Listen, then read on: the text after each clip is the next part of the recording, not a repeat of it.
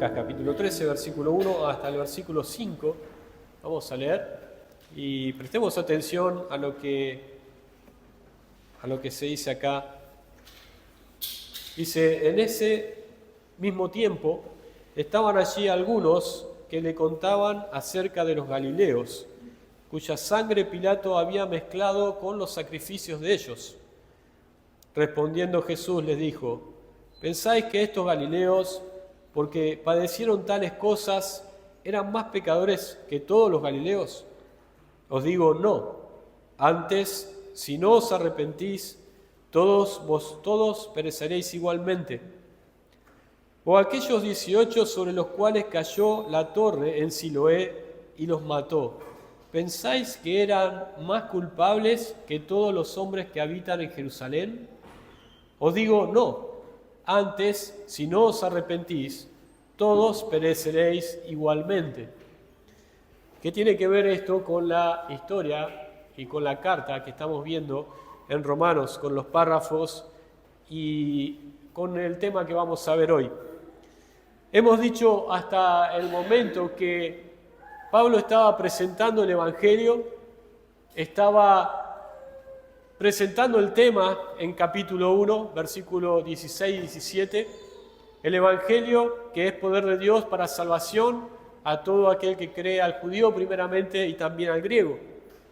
Pero del versículo 18 de capítulo 1 en adelante hasta el capítulo 3, versículo 23, vemos que era necesario el Evangelio. Era necesario el Evangelio no solamente para, como dicen los primeros versículos que hemos visto ya hace algunos meses, para aquellos grandes pecadores, aquellas personas que nosotros podríamos pensar que realmente no merecen ir al cielo, porque cómo tremendos pecadores pueden acceder al cielo, cómo pueden evitar la ira de Dios.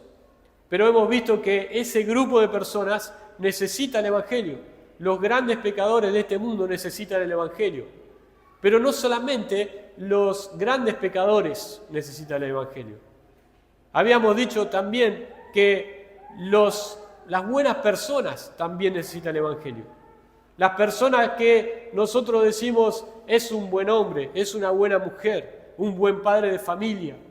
Las personas que son moralmente correctas dentro de la sociedad y son aceptados dentro de la sociedad como personas con una buena moralidad. Ellos también necesitan el Evangelio. Eso es lo que hemos visto hace 2 semanas atrás. También necesitan el Evangelio.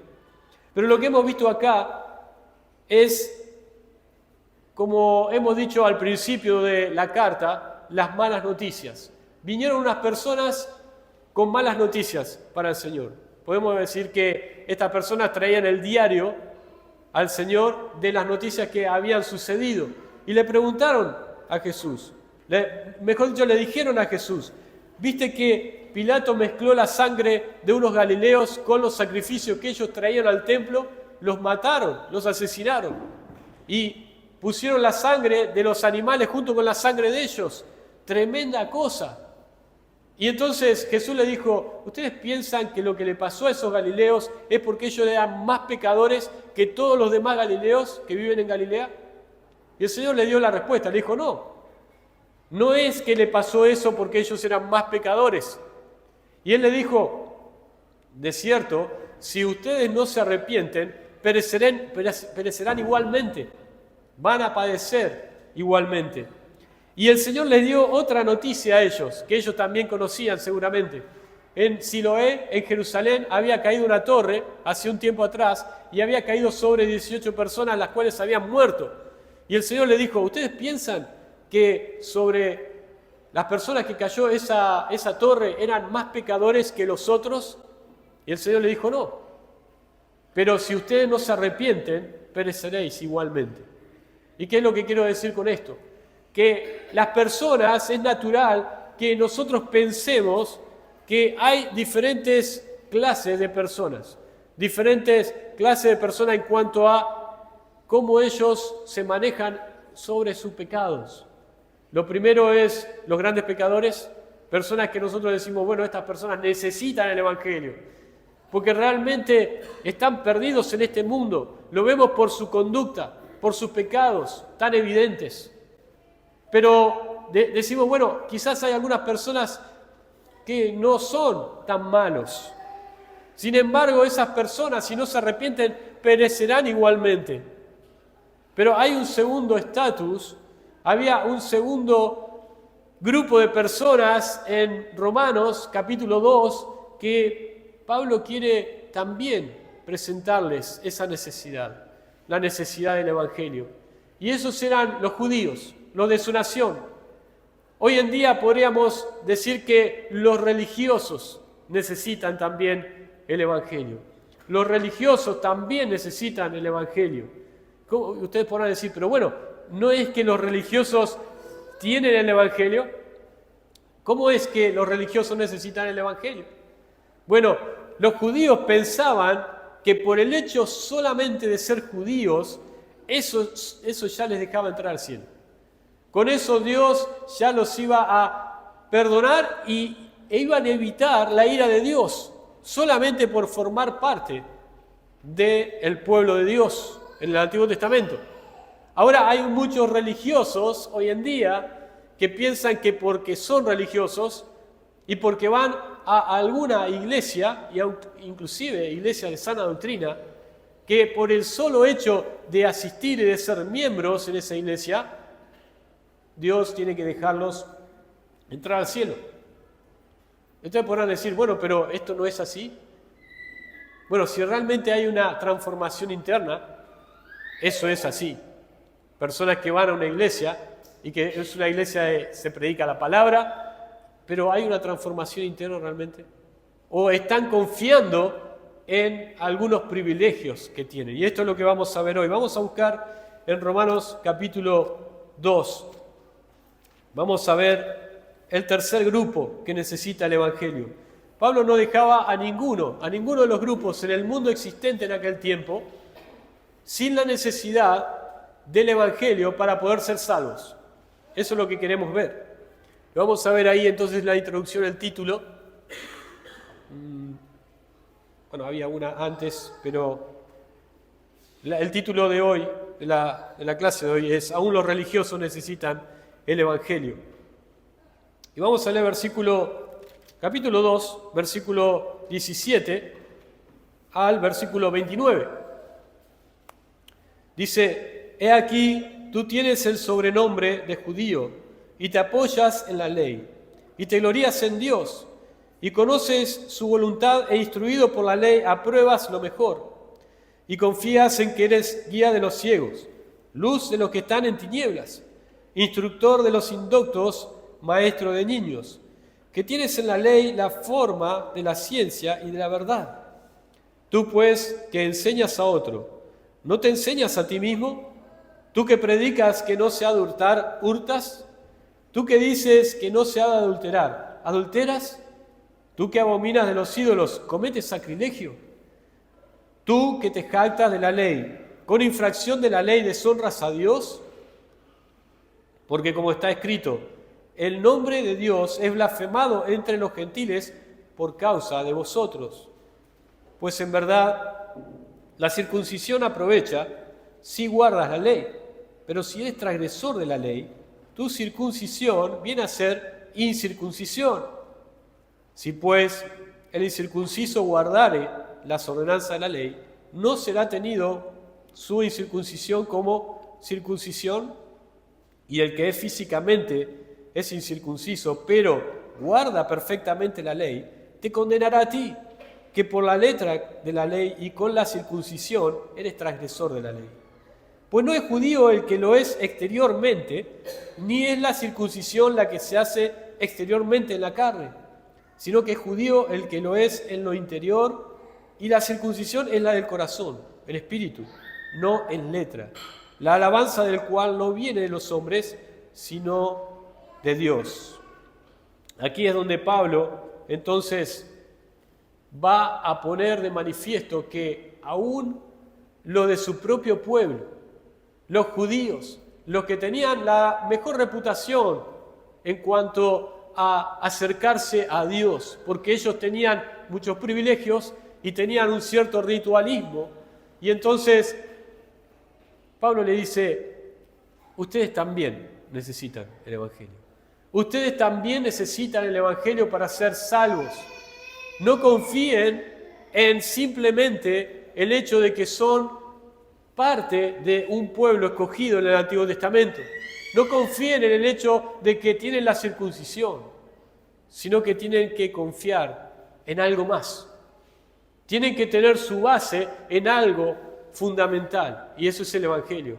Y eso es la obra de Cristo en la cruz. Ahora vamos a ver dos cosas, y lo he mencionado, ¿no? Lo primero que vamos a ver es que este pueblo, esta persona, porque acá en versículo 17 dice, he aquí, tú tienes el sobrenombre de judío.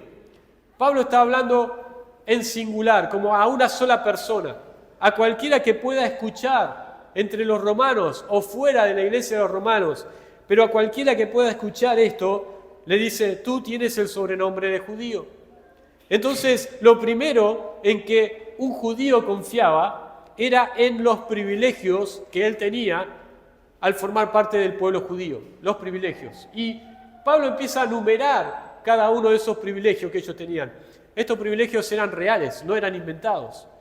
Ellos tenían estas cosas que Pablo va a enumerar. No es que ellos lo habían inventado y que ellos pensaban que tenían estas cosas y no las tenían. Realmente las tenían.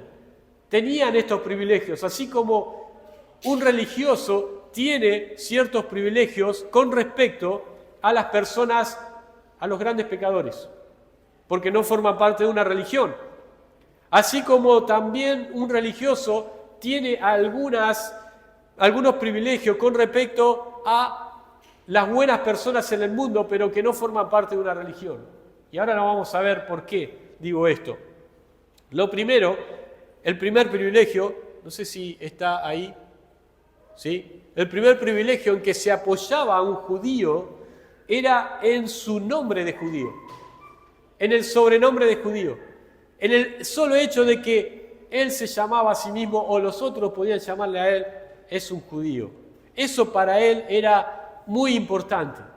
¿Por qué? Porque ellos pensaban que el hecho de que Dios los había escogido como un pueblo santo, como un pueblo apartado de los demás, y que además les había dado la ley a ellos como nación, les había dado la ley de Dios. Ellos pensaban y ellos creían que esto confirmaba su estatus delante de Dios para poder ser salvos, para poder evitar el juicio de Dios y evitar la ira de Dios, para poder tener la salvación. Ellos, solamente el hecho de decir yo soy un judío, era como decir yo soy un creyente, yo soy un cristiano, ¿no es cierto? Pero nosotros sabemos, o debemos saber esto, las personas en el mundo, aún las personas dentro de la iglesia, si nosotros decimos, ¿por qué Dios te tiene que dejar entrar al cielo? ¿Por qué vos sos salvo? Y ustedes podrán decir, y porque yo soy un creyente, yo soy un cristiano. ¿Eso es lo que te va a dejar entrar al cielo? Realmente son palabras, son un nombre, ¿está bien? Si detrás de ese nombre no hay algo más, en realidad el nombre no es nada. Entonces los judíos pensaban que porque eran judíos y su nombre era judío, ellos ya tenían ganada la salvación. Descansaban en eso. Este es el primer privilegio que ellos tenían. Con el solo nombre y la sola pertenencia al pueblo escogido de Dios, bastaba para entrar al cielo, para entrar al reino de Dios. Ahora Jesús lidió con este pensamiento con algunos de ellos. En Juan capítulo 8, ellos dijeron, nosotros tenemos un padre que es Abraham. Nosotros somos hijos de Abraham. O sea, somos herederos. ¿Herederos de qué? Herederos de la salvación, herederos de la vida eterna. ¿Por qué? ¿Solamente por el hecho de que eran hijos de Abraham? ¿Por el hecho de que habían nacido en la familia de Abraham? ¿Eran herederos de la salvación? Y nosotros podemos pensar lo mismo con respecto a la iglesia con respecto a los religiosos, que es el tema de hoy? Los religiosos también necesitan el Evangelio. ¿Por qué? Porque en la iglesia hay muchas personas que son hijos son hijos del pastor, son hijos de una familia creyente, forman parte de esa familia y piensan que quizás por el hecho de haber nacido en una familia creyente, cristiana, ya son cristianos, ya son nacidos de nuevo. La Biblia no nos dice eso.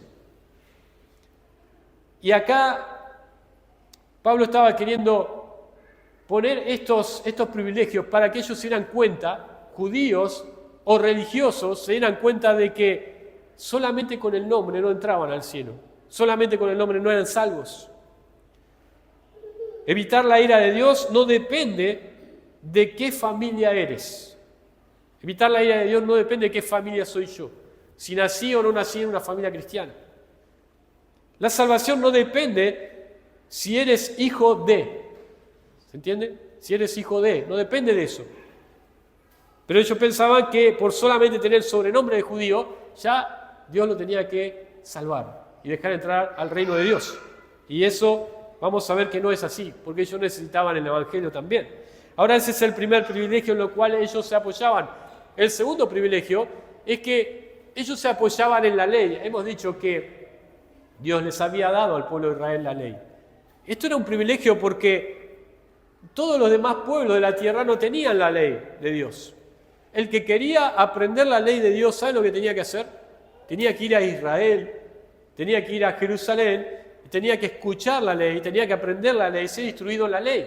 Por eso había prosélitos. Esa palabra prosélitos eran todos aquellos gentiles que venían a Israel, a Jerusalén, y aprendían el judaísmo, aprendían la ley.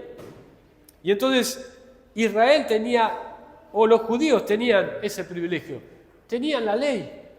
No era poca cosa. Y ellos se apoyaban en esto. Pero Jesús le dijo a algunos también en su tiempo, le dijo, escudriñad las Escrituras. ¿Por qué? Escudriñad la ley. ¿Por qué? Porque a vosotros os parece que en ellas tenéis la vida eterna. No solamente por el hecho de tener la ley tenían la vida eterna. ¿Qué le dijo Jesús? Ellas son las que dan testimonio de mí. Lo que la ley les revelaba primero era que ellos eran pecadores, así como cualquier hombre o mujer. Eso era el propósito de la ley. Por eso Dios le dio al pueblo de Israel la ley, no para que ellos confiaran en la ley, para salvación. Entonces Jesús le dijo, escudriñad las Escrituras, porque ustedes piensan que por la Escritura van a ser salvos, pero no, ellos son los que dan testimonio de mí. Fíjense en Romanos capítulo 3, versículo 20. Pablo va a decir, luego de este capítulo 2, dice, ya que por las obras de la ley ningún ser humano será justificado delante de él, porque por medio de la ley es el conocimiento del pecado. El hecho de que ellos se apoyaran en la ley no significaba que eso los iba a hacer salvos. Cuando ellos miraban la ley, lo que tenía que hacer era ver su corazón y ver sus pecados, y de esa forma ir al arrepentimiento. Eso era lo que tenían que hacer. La ley los llevaba a conocer su pecado, a conocer que eran pecadores y a necesitar el arrepentimiento. Entonces ellos se apoyaban en la ley, pero aunque eso era un privilegio para ellos estaban entendiendo mal ese privilegio. Nosotros como iglesia tenemos la palabra de Dios, la Biblia. Pero la Biblia en sí, este libro, y tengo que ser cuidadoso con lo que voy a decir, este libro no nos salva, no nos va a salvar el hecho de tener una Biblia en casa. Inclusive no nos va a salvar el hecho de leer la Biblia. ¿Entienden eso? Eso no nos salva. Lo que nos salva es la fe en Cristo y en su obra completa, en la cruz. Pero ellos se apoyaban en la ley. Pero también otro privilegio que ellos tenían, o en lo que ellos confiaban, era que ellos se gloriaban en Dios. Un predicador dijo, es bueno eso, era un buen privilegio. Ellos tenían al Dios, al único Dios verdadero, como el Dios que los había escogido como nación. Entonces ellos podían decir a todos los demás, nosotros tenemos al Dios verdadero, al creador del mundo. Y ellos se gloriaban en eso.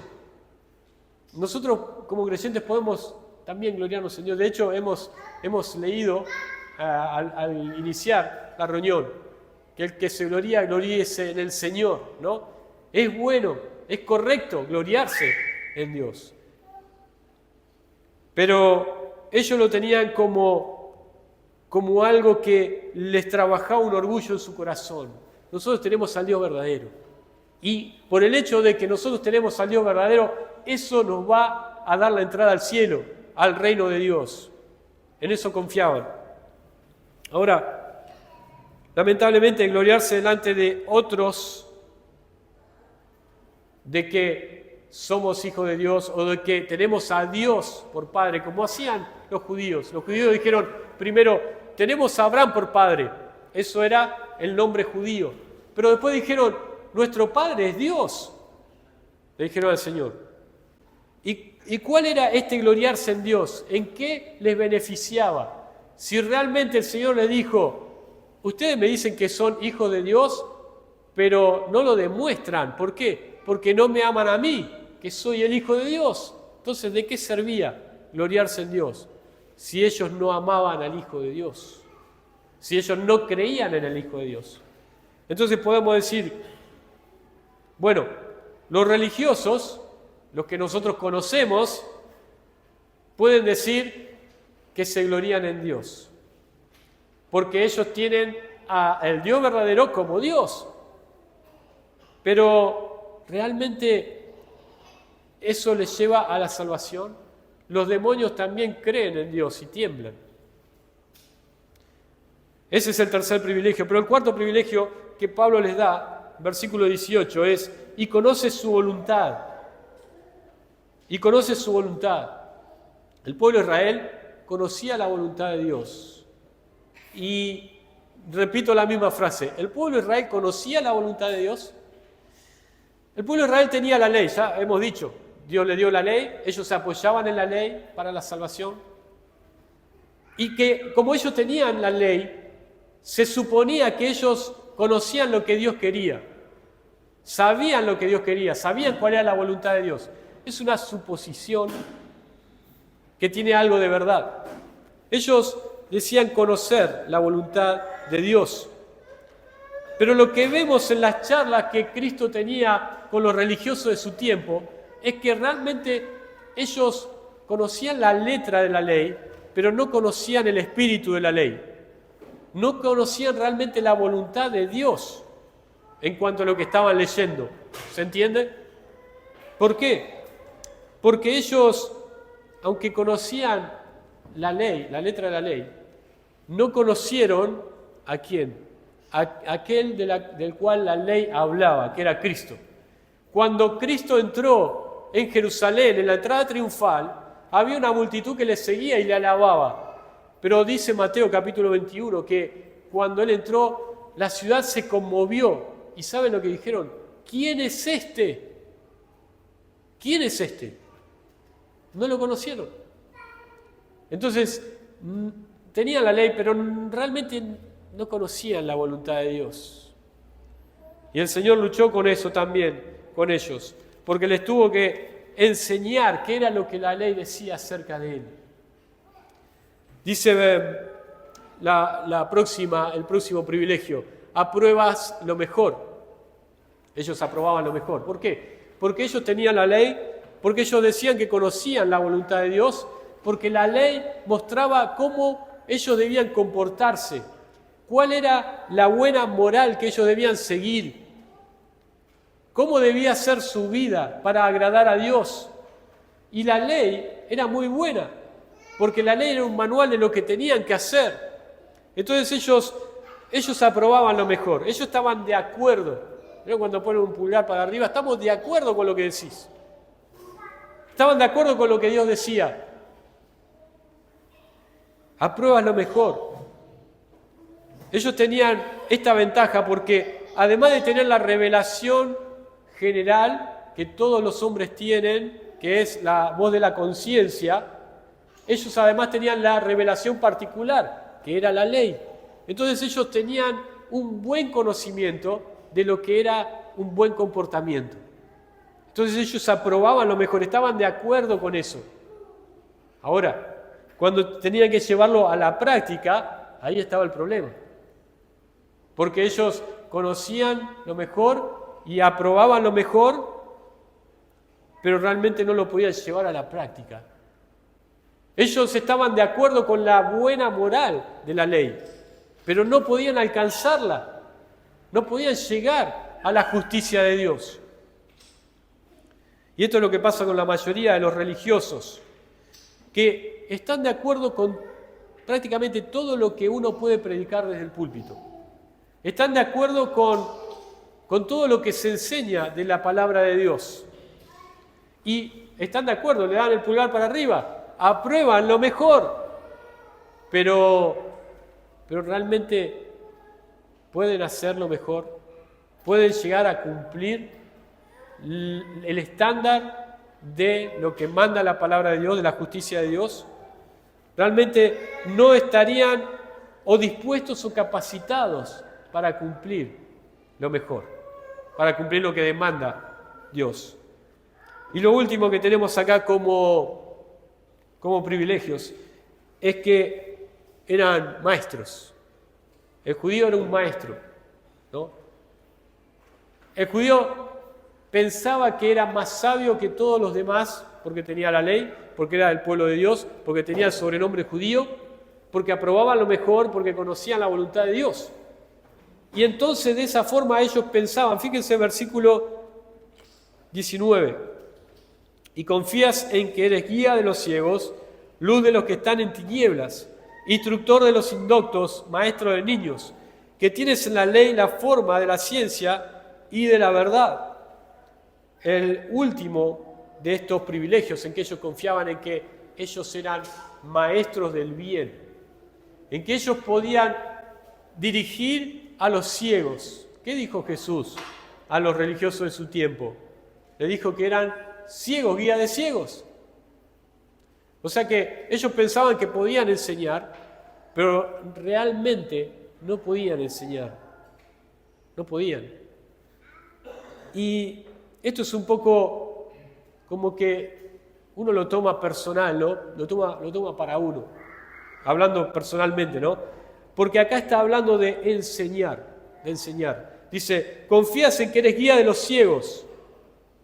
Los que estamos en el ministerio tenemos este trabajo de ser guía de los ciegos, ¿no es cierto? De ser guía de aquellos que están en tinieblas y no pueden ver. Y nosotros tenemos que enseñarles. Pero también, no solamente los que están en el púlpito, sino también los creyentes tienen que enseñar, ser guía de los ciegos. Luz de los que están en tinieblas, instructor de los indoctos. Eso es lo que hace un maestro, enseñar a los que no saben. Y también maestro de niños. Acá puede ser aplicado a los niños, o sea, enseñaban a los niños, los judíos enseñaban a los niños. Cuando Jesús subió al templo con su familia, dice que él tenía más o menos 12 años. Era un niño. Pero él se quedó entre los familiares y después se fue al templo y dice que ahí estaba aprendiendo y haciendo preguntas a los doctores de la ley. Ellos enseñaban a los niños. Pero también puede querer decir acá que niños es a veces aplicado a los inmaduros espirituales. Entonces, ellos pensaban que eran maestros a los que no tenían mucho conocimiento espiritual, mucho conocimiento. Y todos estos eran sus privilegios. En eso descansaban ellos. En eso era lo que ellos confiaban. Si a un judío le decían, necesitas el Evangelio para ser salvo. Si a un religioso hoy en día le decís, necesitas el Evangelio para ser salvo. Aún, si dentro de esta congregación decimos, necesitas el Evangelio para ser salvo, quizás podremos pensar en los privilegios que nosotros tenemos. ¿Cómo me decís que necesito el Evangelio?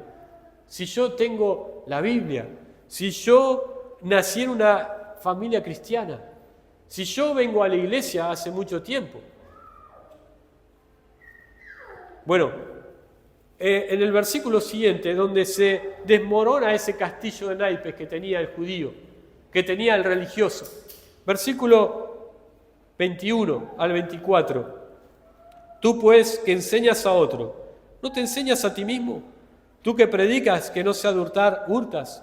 Tú que dices que no se ha de adulterar, adulteras. Tú que abominas de los ídolos, cometes sacrilegio.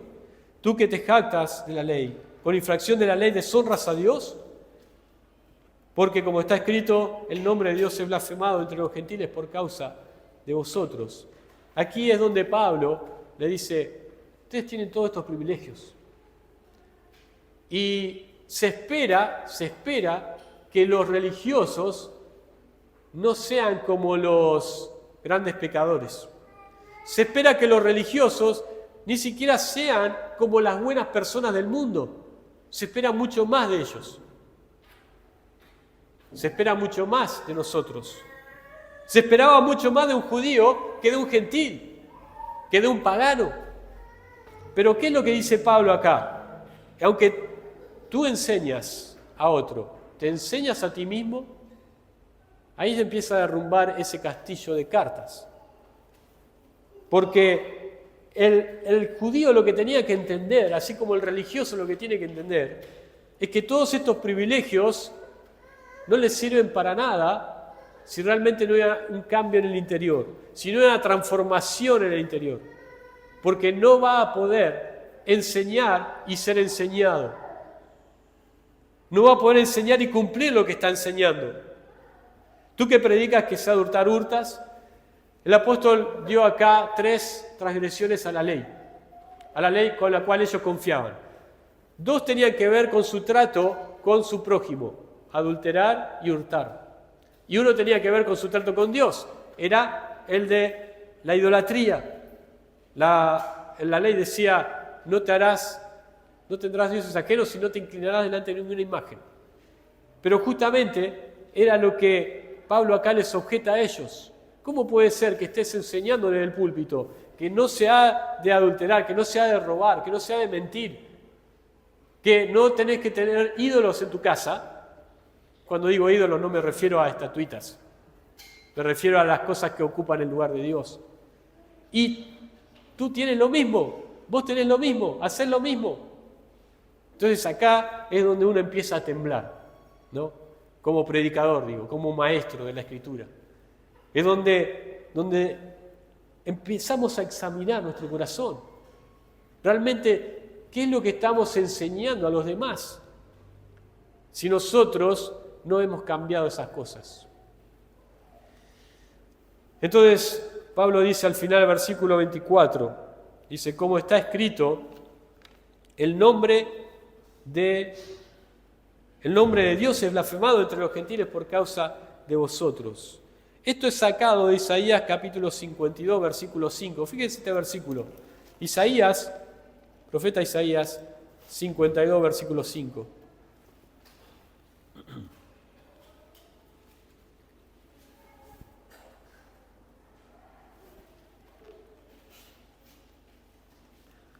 Versículo 4, 52, 4 y 5. Porque así dijo Jehová el Señor, mi pueblo descendió a Egipto en tiempo pasado para morar allá, y el asirio lo cautivó sin razón. Y ahora, ¿qué hago aquí? Dice Jehová, ya que mi pueblo es llevado injustamente, y lo que en él se enseñorean lo hacen aullar, dice Jehová, y continuamente he blasfemado mi nombre todo el día. Si ustedes se fijan en la referencia ahí en su Biblia, dice Romanos 2, 24. Este era algo que ocurrió cuando el pueblo de Israel fue llevado cautivo. Los asirios vinieron y llevaron el reino del norte. Los babilonios llevaron el reino del sur.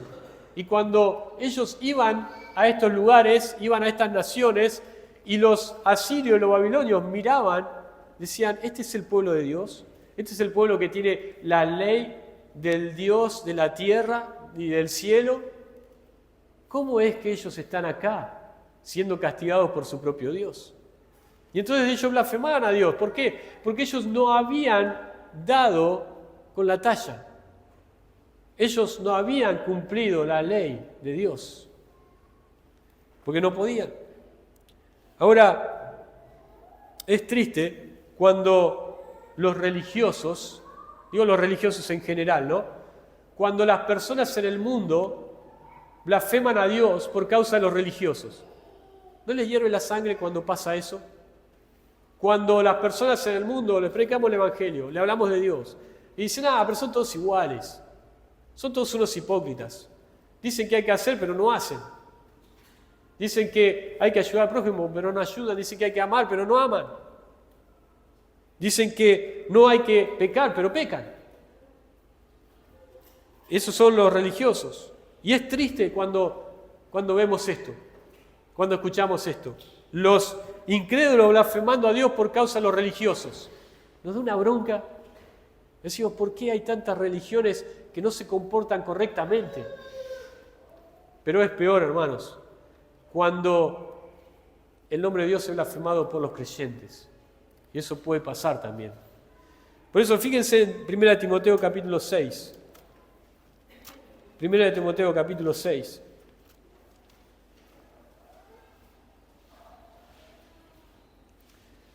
Versículo 1. 1 Timoteo 6:1 dice: todos los que están bajo el yugo de esclavitud tengan a sus amos por dignos de doble honor, para que no sea blasfemado el nombre de Dios y la doctrina. Los creyentes tienen una responsabilidad de andar como creyentes para que el nombre de Dios no sea blasfemado entre los incrédulos. Eso es lo que dice. Y hay varios pasajes en el Nuevo Testamento que hablan acerca de esto. Hermanos, los religiosos confiaban en todas estas cosas, pero realmente no guardaban estas cosas. Los judíos no guardaban la ley. ¿Por qué? Porque necesitaban el Evangelio. Y de todas estas cosas, dijo Pablo, todas estas cosas que para mí eran ganancia, las he estimado como pérdida por amor a Cristo. Porque él tenía mucha reputación, muchos privilegios, pero ninguno de ellos le sirvió para ser salvo. Vamos al segundo punto, y el segundo punto es más corto, pero es lo segundo en que ellos confiaban, la confianza en el ritualismo. Vamos a volver ahí a Romanos capítulo 2, versículo 25, y acá vemos que ellos no solamente confiaban en los privilegios que tenían, pero también, si ellos pudieran decir, bueno, Pablo, pero nosotros tenemos la circuncisión, acordate de eso, Pablo. Formamos parte del grupo escogido de Dios y vamos a ir al cielo porque tenemos la circuncisión. Y eso es inobjetable. Versículo 25. Pues en verdad la circuncisión aprovecha si guardas la ley. Pero si eres transgresor de la ley, tu circuncisión viene a ser incircuncisión. ¿Qué era la circuncisión? Bueno, era una operación que tenían los judíos que era la señal del pacto que ellos tenían con Dios. Ese era el pueblo de Dios, y entonces todos los judíos tenían que ser circuncidados. Eso era lo que mostraba que ellos eran parte del pueblo de Dios en el Antiguo Testamento. Pero eso era una señal externa en la carne. Ahora, lo que Dios siempre estuvo buscando del pueblo de Israel no era que ellos solamente tuvieran esa operación exterior en el cuerpo, en la carne, sino que lo que Dios quería era que ellos tengan una circuncisión interna en el corazón. Y esto era, obviamente, hablando en sentido figurado, ¿no? No era que tenía que cortar una parte del corazón, sino que tenía que quitar lo malo del corazón. La circuncisión del corazón. En Ezequiel capítulo 44, no lo vamos a buscar, pero Ezequiel capítulo 44 está hablando de las personas incircuncisas de carne, porque dice, aquellos incircuncisos de carne, pero también incircuncisos de corazón, venían al templo para ofrecer sacrificios, y eso era aborrecible para Dios. Pero eran incircuncisos de carne, quizás gentiles, pero también incircuncisos de corazón, no se habían arrepentido. Pero había un problema que en Hechos capítulo 7, versículo 51, Esteban está hablando con los circuncisos de carne, con los judíos. ¿Y qué les dice a ellos? Ustedes son incircuncisos ¿de qué? De corazón. O sea, había una operación en el exterior, en la carne, pero no había una operación en el corazón. Entonces, ¿de qué servía ser circuncidado si no guardaban la ley? De nada. No les servía para nada. Y entonces un judío podía pensar, bueno, ya soy circunciso, ahora voy a guardar la ley. Bueno, ¿podían hacer eso? No, porque no llegaban, no podían, porque la ley les reconocía el pecado, pero no les daba el poder para no pecar. Ahora, ¿qué es lo que dice acá? El judío sobrevaloraba la circuncisión. Él decía, yo formo parte del pueblo de Dios, Dios me tiene que dejar entrar al cielo. ¿Por qué? Porque yo he cumplido con el ritualismo de mi religión. Y pregunto, acá dice, los católicos tienen 7 sacramentos. ¿Alguno de ustedes sabe cuáles son los sacramentos? Bueno, quizás algunos. El bautismo, ¿no? Bautizan a los niños. Algunos que no llegaron a bautizarse de niños, los bautizan más grandes. El bautismo.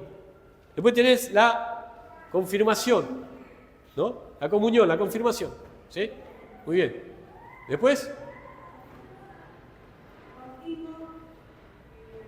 Sí. Hay comunión, confirmación. Hay 7. Yo los voy a enumerar. Escuchen esto.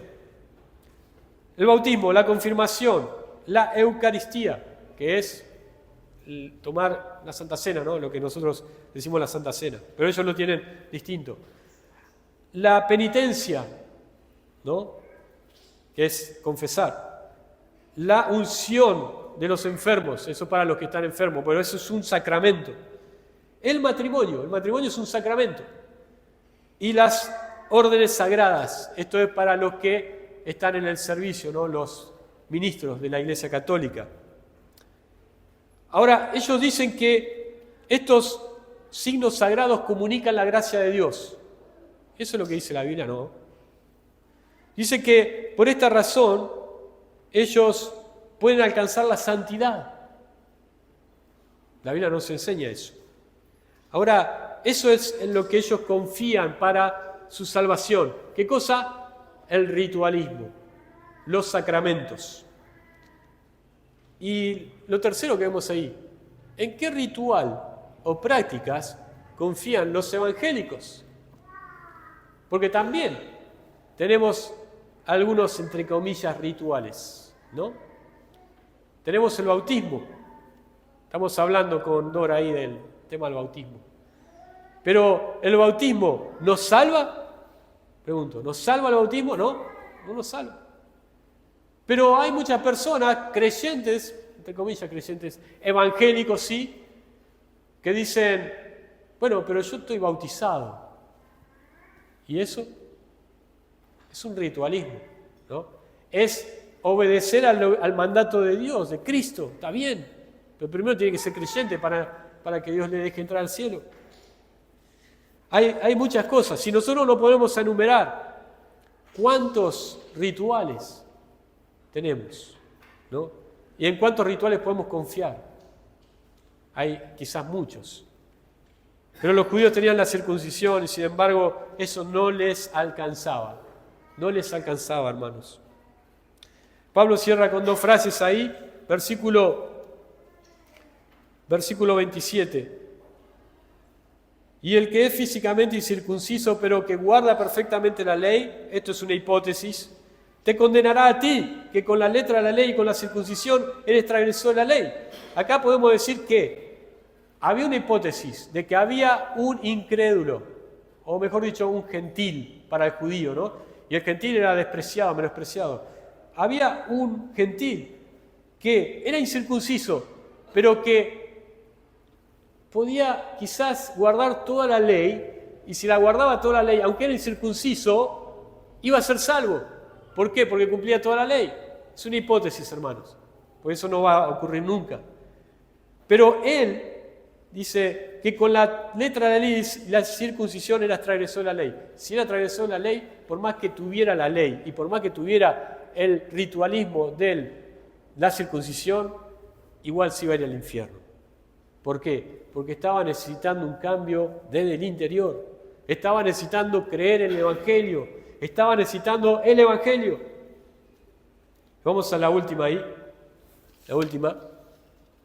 Para ser un judío, como Dios quiere, y eso es lo que dice al final, versículo 29, sino que es judío el que lo es en lo interior. No es judío, versículo 28, el que lo es exteriormente. Si realmente querían ser judíos verdaderos como Dios quería, tenía que haber un cambio desde el interior hacia el exterior, hacia afuera. Los religiosos, dice ahí, los religiosos, si realmente quieren ser religiosos como Dios quiere, como Dios manda, tiene que haber un cambio desde el interior hacia el exterior. Debe haber un cambio desde adentro hacia afuera. Ahora, hemos dicho que quizás haya alguno, lo que estamos acá, que está confiando en todos esos privilegios que tenemos como iglesia, ¿no? Puede ser que estemos confiando quizás en un ritual, en el bautismo, o en que yo tomo la Santa Cena para la salvación. Vamos a pensar eso.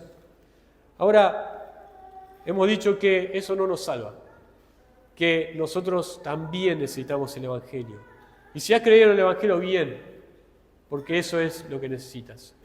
Pero si aún no has depositado tu fe en Cristo, no pienses que porque eres hijo de, vas a entrar al cielo. O porque voy a la iglesia hace 20 años. O porque me bauticé en la iglesia evangélica. Son privilegios. Ahora, si realmente eres creyente, debemos ver que hay a nuestro alrededor un montón de religiosos. No digo acá en la iglesia, pero afuera. Conocemos un montón de religiosos que están equivocados y que necesitan el Evangelio, que están pensando que por su ritualismo o por sus beneficios de la religión pueden ser salvos. A ellos también tenemos que darle las buenas nuevas. Quisiera cerrar con este versículo. Fíjense en Segunda de Reyes, capítulo 7. Segunda de Reyes, capítulo 7.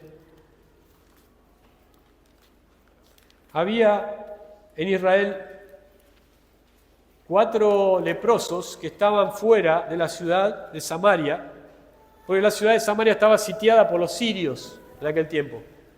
Y estos 4 leprosos estaban afuera porque no podían estar adentro de la ciudad. Los leprosos estaban afuera, en un lugar aparte.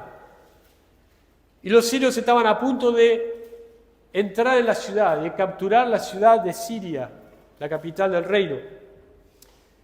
Pero Dios esa noche hizo atemorizar a los sirios, los cuales salieron huyendo hacia su país y dejaron en esa premura, en esa urgencia, dejaron todo lo que tenían, el campamento intacto, dejaron los caballos, dejaron la comida y salieron corriendo por el temor que ellos tenían, que Dios les había traído. Y los leprosos que estaban ahí afuera fueron al campamento y dijeron, bueno, vamos a hacer una cosa, nos estamos muriendo de hambre acá, vamos al campamento a ver si por ahí nos perdonan la vida y aún nos dan de comer. Y eso fue lo que hicieron. Pero cuando llegaron al campamento de los sirios, escuchen el versículo 8, cuando los leprosos llegaron a la entrada del campamento, entraron en una tienda y comieron y bebieron y tomaron de allí plata y oro y vestidos y fueron y lo escondieron y vueltos entraron en otra tienda y de allí también tomaron y fueron y lo escondieron. Ellos dijeron, nos salvamos, tenemos todo acá. Y empezaron a comer y se saciaron y dijeron, vamos a guardar comida, vamos a guardar oro y plata, tenemos todo. Y ese es el creyente que tiene el Evangelio. Nos saciamos del Evangelio, estamos salvos, tenemos el Evangelio, tenemos la vida eterna. Pero ¿qué fue lo que dijeron? Versículo 9. Luego se dijeron el uno al otro, no estamos haciendo bien. Hoy es día de buena nueva. ¿Qué es la buena nueva? El Evangelio. Y nosotros callamos, y si esperamos hasta el amanecer, nos alcanzará nuestra maldad. Vamos pues ahora y entremos y demos la nueva en la casa del rey. Esa es la responsabilidad nuestra, como creyentes. Dice, hoy es día de buena nueva, hoy es día de buena noticia. Y si nosotros callamos hasta el amanecer, puede ser que haya un montón de personas adentro de la ciudad que se mueran de hambre. Y nuestro pecado nos alcanzará, porque no hemos dicho la buena nueva, la buena noticia al pueblo. Esa es nuestra responsabilidad, hermanos. Si realmente ya tenemos el Evangelio, creemos en el Evangelio, creemos en Cristo, nuestra responsabilidad es ir y dar las buenas nuevas. Vamos a orar. Padre nuestro que estás en los cielos, te agradecemos por este privilegio que tenemos de poder participar de una reunión en tu nombre y también el privilegio que tenemos de abrir tu palabra. Padre, pero no queremos confiar en los privilegios, no queremos depositar nuestra confianza en ellos, tampoco en el ritualismo, tampoco en pertenecer a un pueblo, tampoco en pertenecer a una familia. Te pedimos, Padre, que puedas poner en claro en cada uno de nosotros, cada uno de los que asisten a esta iglesia, que hay algo más necesario y es el Evangelio, es creer en Cristo. Padre, te pedimos que estés obrando nuestros corazones y también, Padre, que nos ayudes y nos animes a poder compartir las buenas nuevas, porque si no, no estamos haciendo bien, dijeron los leprosos. Padre, te pedimos estas cosas en el nombre del Señor Jesucristo. Amén.